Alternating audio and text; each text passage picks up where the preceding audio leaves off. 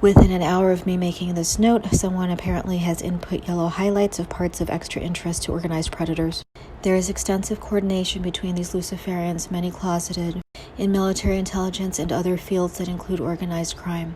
Many human trafficking victims will be found to have had their enslavement and trafficking facilitated by corrupt government officials. Partnership between mafia and intelligence has been documented, including, for example, Operation Midnight Climax, a sub-project of Project MK Ultra, the CIA mind control research program. The operation was established in order to study the effects of LSD on unconsenting individuals. Prostitutes on the CIA payroll were instructed to lure clients back to the safe houses, where they were surreptitiously plied with a wide range of substances, including LSD, and monitored behind one-way glass.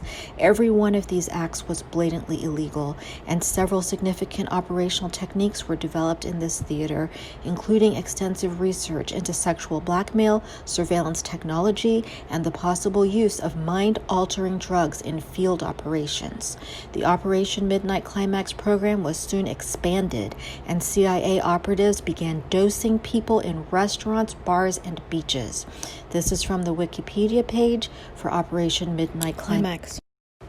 While I have found Wikipedia to be a good resource for an overview for a subject that we might not be already very familiar with, I have also found these pages to be getting heavily redacted.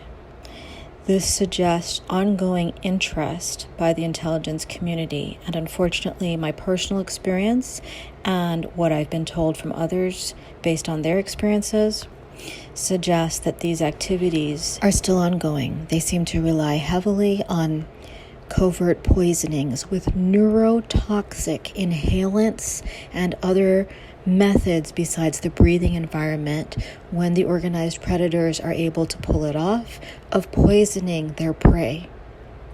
This has become a system for organized serial rapists to prey upon innocent people under color of authority. Urgent intervention is required to make this stop.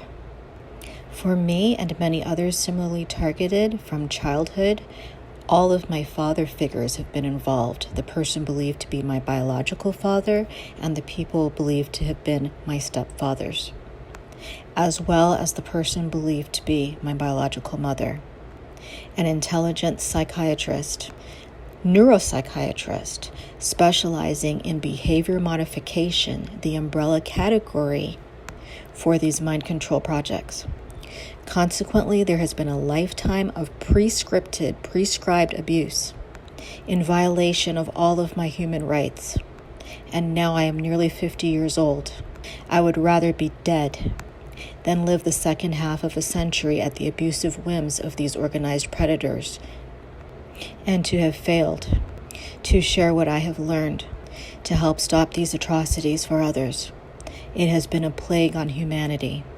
Please visit and join the Stop Non-Consensual Experiments on All World Citizens community at facebook.com/SNOEOAWC.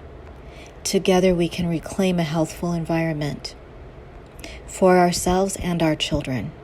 That is the Snowy Oak motto. I believe in it with all my heart. Thank you. To be clear and assure you, I have never been suicidal. I am an eternal optimist, and I have a mission in this life. Besides, there are people I love. But I have learned that these activities being addressed here in the Snowy Oak community are behind now epidemic proportions of horrific assaults, including sexual assaults, including against little children. Basically, for brainwashing and programming purposes, it is ideal for the organized predators, from their point of view, to inflict these traumas from as young as they can get their hands on their prey. Environments in which they can best get away with these things without consequences are especially vulnerable, including military bases, academic campuses, cult compounds, and households of participating members of this organized predatory network of puppeteers, people that puppet from the shadows, shadow government, if you will. In fact, I know they're not about to make this easy.